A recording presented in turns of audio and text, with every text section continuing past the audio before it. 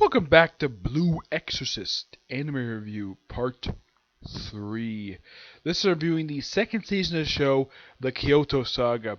This season adapts just one story arc from the series, and that's the Impure King arc, which is roughly 19 chapters. Covers chapters 16 to 34. Yep. This season introduces a boatload of new characters. It introduces Bond's father, his mother, trying to think of his name, the guy with the pink hair. Introduces his family as well as his father, who basically, when he meets with him in Kyoto, he actually just sort of bops him in the head because he dyed his hair pink. As for why the heck he did this, I don't know if the series ever bothered to explain this. Yeah, his boss also got chastised by his own mom for dyeing part of his hair blonde. And according to him, he says he did for a confidence boost.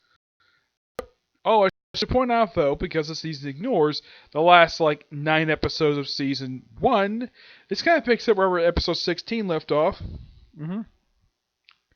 Yep. So basically, not everybody is trusting of Ren. Yeah. So it takes a little while for the characters to basically build the trust back up with him.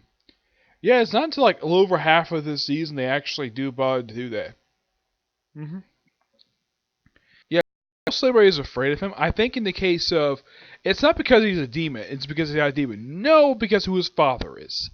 That's the only reason for it. And why Bond basically treats Ren the way he is. That is actually his motivation for why he basically disrespects him a lot of the time in this season. Is not revealed until toward the end of this particular season. Now, why are they going to Kyoto? Because of the Impure King stuff. Because, well, the season starts out with basically the left eye of the Impure King. They explain what the heck this. Good thing they actually brought to explain what the heck this Impure King thing is, and they have to prevent its basically his revival, and they build up the Impure King though this whole season, which is really good. Oh yeah, and when they go to rescue the person who gets, taken by this it also has this thing where people are chasing this thief who stole this left eye of the Impure King. They do confront him, and it turns out it was actually one of the investigators. It also affects a child, though Ren was able to rescue it thanks to, he was protecting his place, but yeah, thanks to some cure that, Ego develops on the fly, he's able to cure him of, the spores. Yep. I believe his name is Renzo. Yeah. No, it's not Renzo. It's yeah, it's Renzo. Yeah.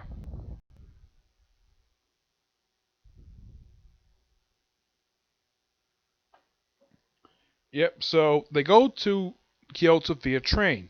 Why not? And no one wants to sit next to Ren. It takes Ismo to sit next to him. Yeah. She has no problem with him being half demon. Or have a problem with him being, Satan's son. No problem at all, despite the fact his brother's also the son of Satan as well. And yet, they're not chastising him. They're just basically criticizing him because of his flames. There's a constant thing about his flames the whole season. And, in case you're wondering, does he use his sword this whole season? He doesn't use his sword to episode 10. Yeah, they wait that long. They actually built up basically him using his sword because at first he's not supposed to use his sword until he can control his flame. And he, of course, doesn't do it till later. So yeah, he's first training on the rooftop of some place that only he knows about. And Shimaru, who in the first episode he calls Boobzilla. Yeah, he really calls that Boobzilla because she's got big breasts. Of course, now each character gets a lot of development over the course of the season. I would say, aside from Ren, who gets a lot of character development, Yukio gets some development. Pretty much every character gets a good amount of development over the course of these 2 episodes, except one. The only one who actually does not get development is Renzo. Yeah, surprisingly, he's the only one who doesn't get any development this whole season, which is kind of weird. The fact that, he is not get any development at all. Nope, he doesn't.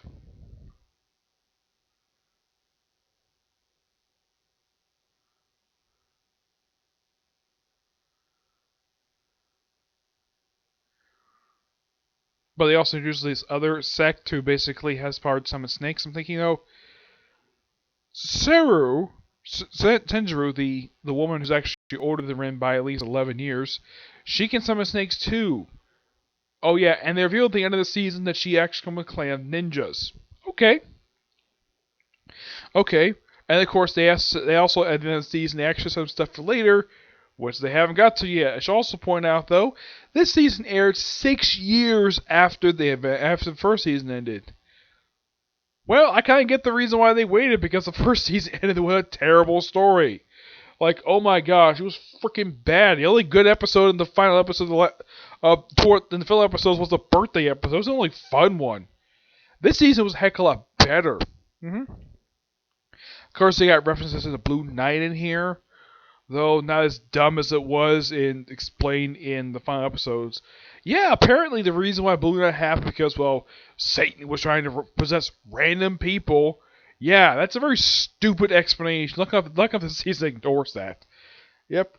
Surprisingly, they don't go to the site of the Blue Knight. They actually have a flashback to it of when Bond's father, when he first became the head priest, mentioned in flashback. Well, first he meets Sheno, Yukio and Rin's adoptive father, an awesome guy he is. Shiro, yeah. Also, Kiro's actually in like almost every episode this whole season. Unlike in the fill episodes, now Shiro first showed up in the series. Now, Kiro, the cat, he first showed up in episode 10. Now after the canon episodes ended with episode 16, yeah, he very rarely showed up at all. Unknown why they decided to for the episodes, but in the case I think in the case this season, I think Kiro, the cat, I think he missed like one episode of this entire season. That's actually not bad. Yep, but you have every single character get a chance to do something, and we get a chance to see what the character's plot is. Oh yeah, does Ren take on the secondary antagonist of the season, the guy who basically starts this whole thing? Not really, no. It's Yukio who takes him on. Basically, well, at one point they actually have, because, well, Bond's father keeps so many secrets, he basically disrespects him. Kind of like what Ren did back in the second episode of the series. And of course, Ren wanted him to apologize. He got a serious conversation. He even punched him. Got out of control. So Shira's like, okay, I've had enough. Do a little hand signs, basically knock him unconscious. And that's how he loses confidence. Yep. And then he's broken. And then basically, of course, she like comments on how much a nice butt she has, and of course calls him a pervert. And of course, she also sticks a note in her pocket. Yeah. So, and basically gives it's letter to Ren. Ren tries to read it, can't read a damn thing. Give it to Shizuru, she can't read it either. Look if Yukio can. It's basically cursive script. That's basically what it is. And of course, thanks to this letter, we get basically Ron's father basically interacting with Yukio and Ren's adoptive father of how they first met. Basically, taking out a giant bird demon. And of course, trying to take the sword, and then eventually, well, he gets knocked out because he's wounded, and of course, wakes up at the temple. Yes, he decides to go, okay, we hit someplace in the temple. He decides to search for the sword, and he comes across the infection. He knows what it is, and he knows how to treat it. And they think, okay, the only way to treat it is through prayer. Oh my gosh. Yes, I've heard of stuff like this. Yes, there is some type of thing like we have to pray constantly, otherwise this kid would not be freaking healed. Yes, it's even used in an episode of Law and Order. This is by far the stupidest thing that they could do. Oh yeah, let's pray really hard for these people to get healed. That's stupid. Even he calls that the complete bullcrap. So he tips the thing over, says, I'll treat these people, no problem. And he cures all of them, including Bond's mother. Yep, cures her, no problem. As for his grandfather, you could give a crap. Because, oh yeah, you let the Hurricane get punished. But he gets away and, of course, takes the Kagekoru sword anyways. And, of course, that goes off to basically meeting up with, well, Ren and Yukio. And then eventually, a few months after this particular portion of the flashback, that's when the Blue Night happens. The night where pretty much a lot of people died. Yep, a lot of people died. And, of course, the request is basically help him basically destroy the Imperial King. And, of course, the right eye is actually stolen from the Kyoto branch by having Mesmer, I think her name is Masido, I think her name is. Yeah, a woman who also has like a red, like snake-like tattoo on from her cheek. I think from like around here down to like her neck.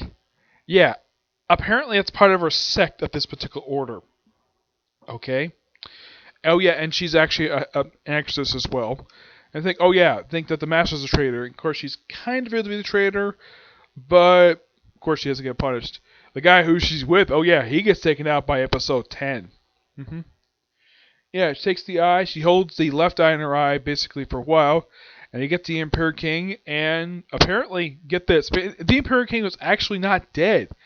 His husk is still around in the basement of this frickin' temple. It's been there for 150 years. Okay. Okay. I get the reason why, and I was explaining the reason why they couldn't kill him because, well, they just slashed the heart out basically of this frickin' husk. What else are you gonna do with the damn thing? You can't burn it. Yeah, they tried many ways to burn it. They couldn't figure out how to do it, but lucky enough, Ren basically figured out later. I think that what else?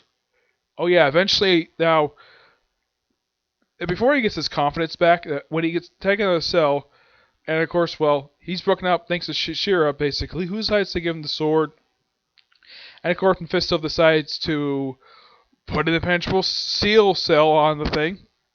So, because Shira doesn't have weapons on her, she's able to go into the prison, this little cell, no problem, and then eventually break out. And then, of course, well, and here's the thing. The only reason because she has no weapons, and apparently she's weak. She's kind of like this for most of the season. Oh, yeah, and also she can't summon her familiar. Yeah, she is summon familiar to episode 10. Yep. Also, Kanemaru is in a sling the whole season. All 12 episodes he's in a sling. Heck, even by the time the season ends, he's still in the sling. Yeah, there kind of is a reason for this, and the reason is because, well, the events of what happened with the previous season, ones that were canon, they only happened just the day before, so I kind of get the reason why he's in a sling the whole season. Yep. And then, of course, after they break him out. Oh, and also, Shira basically hugs him and figures out that, yeah, his flames doesn't hurt her at all. Yep, and that gives kind of motivation in the way, basically. It's kind of motivates him later. And of course, the Imperial King gets basically reborn thanks to this guy who's only seen for this one season, anyways. And he's basically the head. He's basically one in charge of the left eye. Basically, apparently, he went nuts and think though he should not follow his own destiny, like follow destiny set before him, just do his own thing and possess demons. So he was possessed by one demon. Doesn't explain what the heck it is, and then he possesses another demon later. After the Emperor King gets freed, of course, Emperor King gets freed halfway through the season. It's been like the last, like, of the second half of the season, with the exception of the final episode, they spent a lot of time fighting the Imperial King. And, like, everybody's fighting them. And, of course, well, the woman who was working with him, of course, he turned against her, tried to kill her, like the Master Savior. He also suffered blood loss after being stabbed to the freaking neck. Like if he was actually able to live.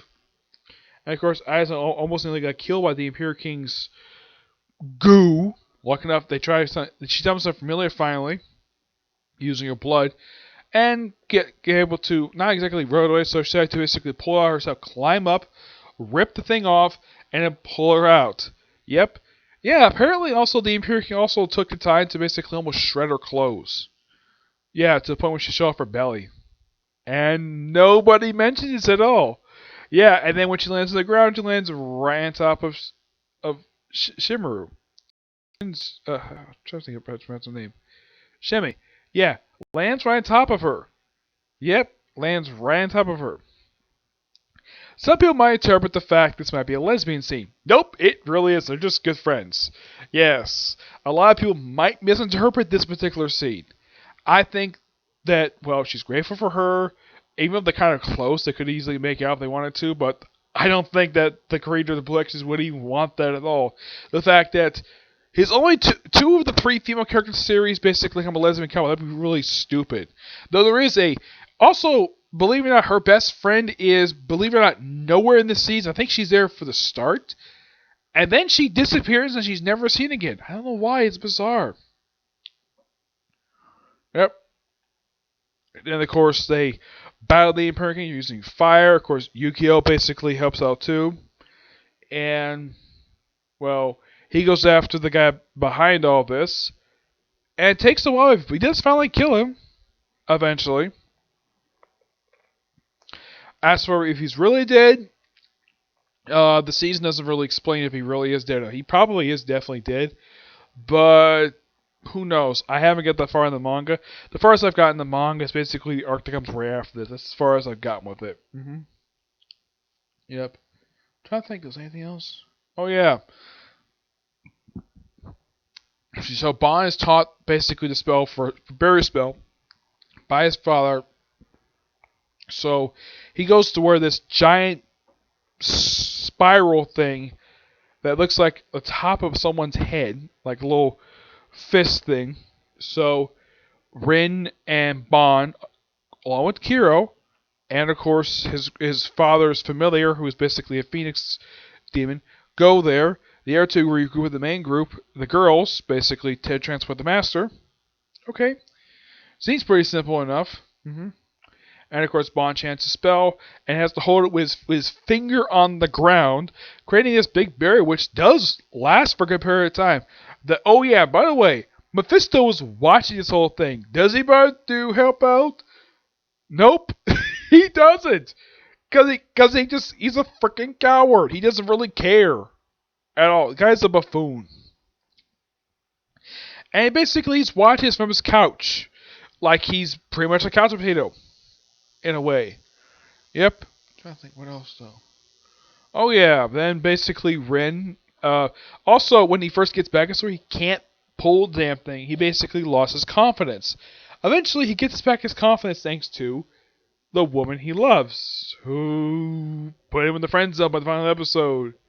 Yep, that's why I think he really wants to be with this girl. They don't want to stay friends. For now, anyways. That's something That's something to explore later. Yep, but then of course after he finally gets confidence to unsheath the sword, he's basically slicing and dicing at the Imperial King, and eventually the fire demon that the priest managed to summon, figure out though, like, it didn't help it for a little while. And he's like, okay, let's team up together to basically destroy the Imperial King. Of course, he wants to destroy everything on the frickin' mountain. But look if he sort of redirects the flame because here's the thing, he doesn't want the flames to harm humans. So he directs it only at the Imperial King himself, nothing else, though he does also basically vaporize the freaking ground. Yep. And well, also when he lost control earlier, the Vatican had simply sentenced him death. Though that was later to be a ruse, that would be a lie. He basically is perfectly fine. Yep. So eventually, thanks to the power of this other demon, they were to basically vaporize the entire... Now they don't show him... Apparently it's implied he probably destroyed the heart of the Imperial King because they revealed that the two eyes were actually the heart that was sliced in half 150 years prior to the events of the series. So yeah, vaporizes the whole thing, and, well, Yuriko basically gets angry at him, punches him, like, yeah, I got this power, so what? So yeah, this whole thing with the Imperial King, solved by episode 11. And what about episode 12? 12 is the aftermath episode, which this makes sense to do. Basically, you gotta have an aftermath. Basically, you gotta have at least something fun. Yeah, of course, he was wounded. And decided, okay, let's have everybody have a day off. Let's go sightseeing. And one place that Ray wants to go is Kyoto Tower. I personally have been to Kyoto, so I don't know. And of course, they go to various places. And eventually, they decide to go take a picture at this place. I do pretty so Shimmy get a chance to basically kneel next to Ren. I thought that was quite neat. But the guys basically had to basically you make hand motions to dispel Satan, which I thought was kind of dumb, which I thought was hilarious and dumb at the same time.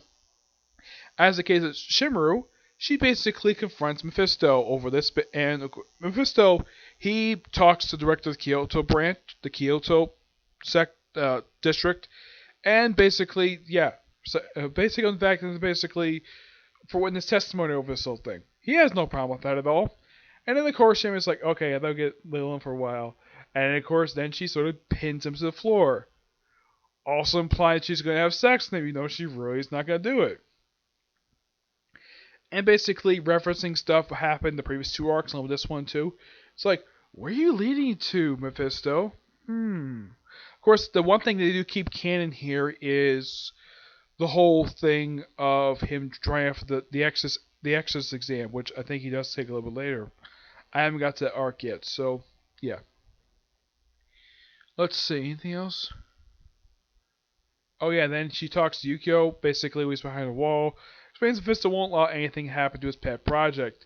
And of course Yukio basically just waddles straight to a lounge room. Of course this is an inn they're staying at, run by Ren's mom. Also when she sees her husband again, like she's crying, happy to see him, and then she decides to pull his ear despite the fact he's wounded. Yeah, this guy basically nearly died. Yep. Oh, and what happened with the traitor? Well, Bond's brother decided to basically arrange a marriage. So that basically, despite the fact she gets her title and her Meister, she'll basically, yeah, be very, it was like a punishment anyways. And then basically he's like, he asks her father, he's like, can we blessing for hand marriage? And he's like, sure. And she's like, that was quick. Yeah, I thought this was so funny and quite interesting. Yes, this did happen to manga as well. But yes, this is quite interesting. And it's implied these two may have had a thing for each other, but who knows? But yeah, this was good. This season overall is a really damn good season. And now next video next Blue X's review, which I'll do tomorrow, review the two OVAs, and then the next one will be reviewing, of course, I'll also review the arc that comes right after this, to Tear Up the Kraken. I'll give my thoughts on that.